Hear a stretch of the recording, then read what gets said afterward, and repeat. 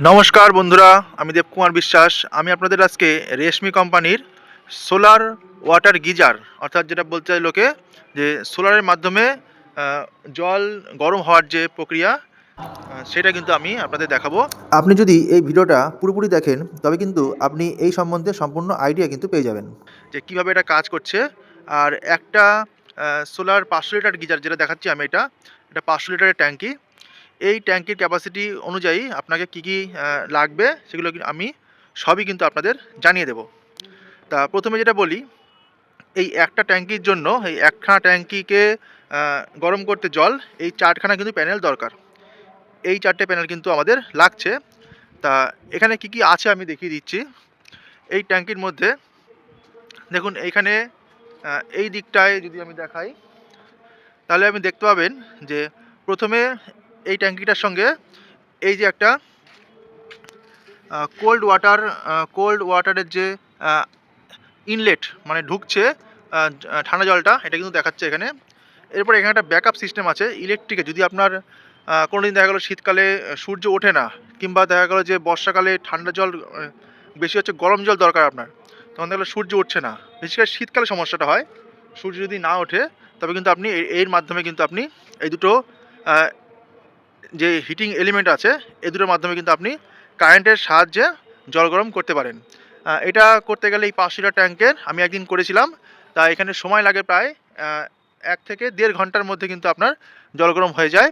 আর এই জল গরমটা হলে পরে আপনাকে পরবর্তীতে 10 ঘন্টা পর্যন্ত কি 12 ঘন্টা এরকম কিন্তু ব্যাকআপ কিন্তু দেয়। তাহলে আমি এটাকে বললাম যে এই পোর্শনে কি কি আছে। এই পোর্শনে আছে আপনার একটা ইনলেট, মানে ঠান্ডা জল ঢোকার জন্য ইনলেট। এখানে রয়েছে ইলেকট্রিক ব্যাকআপ। আর এইখানে একটা জিনিস রয়েছে, দেখুন লেখা আছে, এই জিনিসটার পাশে দেখুন আমরা লেখা দেখতে পাচ্ছি স্যাক্রিফিশাল অ্যানড। এবার এইটার মানে কি, এইটার কাজ আমি যেটা খুঁজে দেখলাম যে এইটার কাজ হলো গিয়ে ভেতরে যে ময়লাগুলো থাকে না, জলের মধ্যে আয়রন থাকে, কিংবা যে কেমিক্যালগুলো থাকে জলের মধ্যে, যে আয়রনের, বেশি করে আয়রন, যে লোহা, এই জিনিসগুলোকে ও টানে। আমি একটা ছবি আপনাদের দেখিয়ে দেবো যে এইটা রডটা খোলা যায়, খুলে নিয়ে এটাকে কী ব্যবস্থা, মানে বছর 2-3 বছর পর পর এটা কিন্তু চেঞ্জ করতে হয়। এটাকে এই নামে ডাকা হয়। এবার আমি একজন মেনটেন্যান্স ওয়ার্কার, আমি এর ওপরে আপনাদেরকে বলতে পারছি। আর যদি আপনি এক্সপার্ট হয়ে থাকেন তবে আপনি আমার থেকে বেশি অবশ্যই জানবেন। তা এটাকে বসানো হয়েছে এরকম একটা স্ট্রাকচারের মাধ্যমে। আর এই ট্যাঙ্কটার বসাতে গেলে কিন্তু একটা এর ওপর হাইটে, এর থেকে প্রায় 2 মিটার বেশি হাইটের কিন্তু একটা ট্যাঙ্ক লাগবে, রিজার্ভের ট্যাঙ্ক। সেই ট্যাঙ্কটা আমাদের আছে হলো গিয়ে এইটার থেকে কিন্তু জলটা এই ট্যাঙ্কটায় সাপ্লাই হচ্ছে, এবং তার পাশাপাশি আমাদের আরেকখানা ট্যাঙ্কও কিন্তু রয়েছে। তা আমি আপনাদের এই ট্যাঙ্কটাই দেখাচ্ছি। এই ট্যাঙ্কটি এইভাবে কিন্তু, এবার আসছি এই পাশে। এবার দেখুন এই পাশটায় কী রয়েছে দেখুন। এইখানে রয়েছে,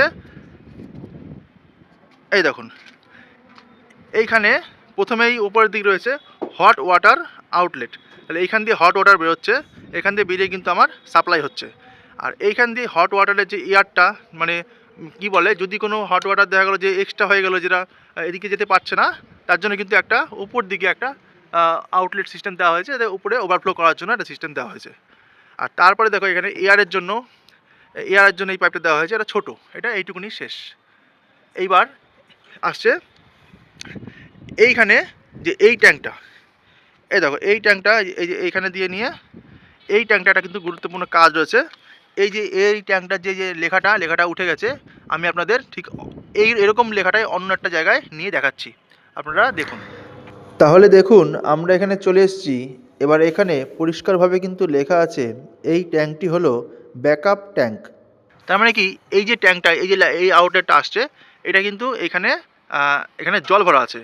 প্রথমবারে কিন্তু এটাকে প্রায় এই ক্যাপাসিটি অনুযায়ী প্রায় 20 লিটার জল কিন্তু এখানে ভরা হয়েছিল। এইবার ভরা হওয়ার পরে এখানে প্রতি 7 দিন কিংবা মাঝে মাঝে দেখতে হয়, যদি এখানে লিক থাকে তবে 3-4 দিন পর পরই কিন্তু জলটা ফুরিয়ে যায়, এখানে জল ভরতে হবে। এটা একটা ইম্পর্টেন্ট বিষয়। আমি খুবই মানে কদিন ভুগেছি এই কারণে, যে এখানে জল না থাকলে কিন্তু, এই ট্যাঙ্কে যদি জল না থাকে তাহলে কিন্তু আপনার সোলারের জল গরম হবে না সেরকম পরিমাণে, মানে যে ম্যাক্সিমাম হিট যে পর্যন্ত পৌঁছাবে সেটা কিন্তু পৌঁছায় না। তা আপনাকে, যদি আপনি একটি মেনটেন্যান্স ওয়ার্কার হন তবে অবশ্যই আপনাকে খেয়াল রাখতে হবে যে এই ট্যাঙ্কে জানি জলটা থাকে। এখন দেখুন জল আছে, বোঝা যাচ্ছে। যদি জল ফুরিয়ে যায় তাহলে উপরে এখান দিয়ে কিন্তু জলটা কিন্তু আপনাকে ভরতে হবে। এবার ভরে নিয়ে এই ট্যাঙ্কিটাকে ফুল রাখতে হবে। ফুল বলতে গেলে মোটামুটি একটা লেভেলের, এরম লেভেলে রাখতে হবে, 90% ফুল রাখা দরকার। তাহলে কিন্তু আপনার জলটা পরিষ্কার গরম হবে। আর এখানে দেখুন এর যে ক্যাপাসিটি অনুযায়ী সব লেখা আছে, ক্যাপাসিটি 500 এলপিডি। মানে এটাতে ট্যাঙ্কের মধ্যে তো গরম জল ঠান্ডা জল দুটো চেম্বার আছে। এবার সেই অনুযায়ী এখানে কিন্তু লেখা রয়েছে। এইটা আপনারা স্ক্রিনশট নিয়ে রাখতে পারেন, পরিষ্কার হবে। রেশমি কোম্পানির কিন্তু এটা সিস্টেম।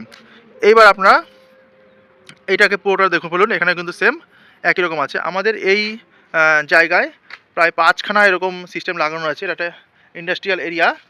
তা এইভাবে কিন্তু এই ট্যাঙ্কটার যে চারিপাশের যে সিস্টেম সেটা কিন্তু এরকম। এবার আপনাদের সোলারগুলো দেখায় কীভাবে এটা কাজ করছে। চলুন আমরা অন্য জায়গায় যাচ্ছি। এবার দেখুন আপনাদের আমি দেখাবো যে এই যে কালো দুটো মানে কিভাবে এই পাইপের কাজ আর ওই পাইপের কাজটা, ওই পাইপটা আছে ওই পাইপটা, চলুন আমরা দেখাচ্ছি। এবার আমি আগেই বলেছি যে এটাকে রান করাতে গেলে, একটা 500 লিটার ট্যাঙ্কেরকে রান করাতে গেলে 4খানা কিন্তু প্যানেল দরকার। এটার মোটামুটি এটা কত ফুট আছে যদি আপনাদের দূর থেকে দেখাই, তাহলে এটা হাইটে 1 ফুট 2 ফুট প্রায় 3 ফুট চওড়া, আর 1 2 3 4 5 থেকে 6 ফুট কিন্তু লম্বায়। এরকম কিন্তু 4টে দরকার এটা 500 লিটারের ট্যাঙ্কে সঠিকভাবে জল গরম করার জন্য। এটার সময় জল গরম যদি সোলারে জল গরম হয় তাহলে প্রায় 5 থেকে 7 ঘন্টা কিন্তু সময় লেগে যায় পুরোপুরি জল গরম হওয়ার জন্য। তা কীভাবে কাজ করছে এটা আমি আপনাদের আগেই বলেছি যে এইখানে ওই ট্যাঙ্কের মাধ্যমে কিন্তু জলটা কিন্তু এই জায়গাটা আসছে, মানে কোল্ড ওয়াটারের জন্য এই জায়গাটা আসছে। এবার এইখান দিয়ে কিন্তু জলটা ভেতরে ঢুকছে, ঢুকে নিয়ে এই পাইপ দিয়ে কিন্তু বেরোচ্ছে। বেরিয়ে নিয়ে এর ভিতরে দেখুন এই তামার ছোটো ছোটো সরু পাইপ আছে। এই পাইপগুলোর মাধ্যমে এইরকমভাবে এরকম মানে প্রথমে নিচে যাচ্ছে, নিচ থেকে আবার উপরে উঠছে, এরকমভাবে পরপর নিচ থেকে উপরে উঠে উঠে উঠে তারপরে কিন্তু আবার দেখা যাচ্ছে যে দেখুন এইখানেও কানেক্টেড, নিচেও কিন্তু এই যে কানেক্টেড করা আছে, দেখতে পাচ্ছেন এই যে কানেকশনটা এখানে কানেকশন করা আছে, তারপরে এইখানে কানেকশন করা আছে, ওপরেও কানেকশন করা আছে, এরকমভাবে সবই কিন্তু একসঙ্গে জোড়া রয়েছে। এবার এই ঠিক এরকমভাবে পরপর সার্কুলেট হতে হতে হতে হতে আবার কিন্তু ঠিক ওই জায়গায় এসে নিয়ে এই পাইপের মাধ্যমে কিন্তু আমার কিন্তু ঢুকে যাচ্ছে গিজারের মধ্যে, মানে ট্যাঙ্কের মধ্যে। তাহলে আমরা কি জানি যে গরম জল মানে জলের মধ্যে তেল যেমন ভাসে সেরকম কিন্তু গরম জলটা উপরে থাকে। তা এখানে যখন এই সিস্টেমটা এমনভাবে করা আছে এর মধ্যে যে ঠান্ডা জলটা এখান দিয়ে ঢুকবে, ঢুকে নিয়ে এর মধ্যে দিয়ে সার্কুলেট হয়ে মানে যখন এই পাইপের মধ্যে যাবে সরু সরু পাইপের মধ্যে দিয়ে তখন কিন্তু গরম হবে, গরম হয়ে জলটা কিন্তু আবার ঠিক ওই পাইপের মধ্যে দিয়ে আবার গিয়ে ওপরে গিয়ে স্টোর হবে, আর ওপর থেকে কিন্তু আউটলেটে কিন্তু মানুষ কিন্তু গরম জল পাবে। তা এটা খুবই সিম্পল একটা টেকনোলজি, তবে যারা তৈরি করেছে খুবই বুদ্ধিসম্মত মানুষ তৈরি করেছে সেটা আমি মনে করি। তা এই যে পুরোপুরি সিস্টেমটা এটা যদি আপনি রেসিডেন্সিয়াল হিসাবে মানে বাড়িতে লাগাতে চান তবে আপনাকে খেয়াল রাখতে হবে যে সারাদিনে কিন্তু সূর্যের আলো প্রপার পেতে হবে। আর আমরা জানি যে এটা যারা ইনস্টল করবে তারা বলে দেবে কোন সাইডে লাগালে ভালো হবে, সেটা আপনার বাড়িতে আপনি কিন্তু অবশ্যই লাগাতে পারেন। আমি এই ভিডিওটা করছি, আমার একটা সমস্যা ছিল, আমার ওই ট্যাঙ্কটা বুঝতে পারছিলাম না যে কীভাবে জলটা গরম হয়, অনেক সময় হচ্ছিল না গরম। তা সেই জন্য কিন্তু আমি ভিডিওটা করে রাখছি আপনাদের দেখানোর জন্য, প্লাস আমারও কিন্তু একটা নলেজ বাড়লো, সেই অনুযায়ী কিন্তু আমি ভিডিওটা করছি। ভিডিওটি যদি ভালো লাগে তাহলে অবশ্যই লাইক করবেন। পরবর্তী এরকম ভিডিও পাওয়ার জন্য আমার চ্যানেলটা অবশ্যই সাবস্ক্রাইব করে রাখতে পারেন। ধন্যবাদ।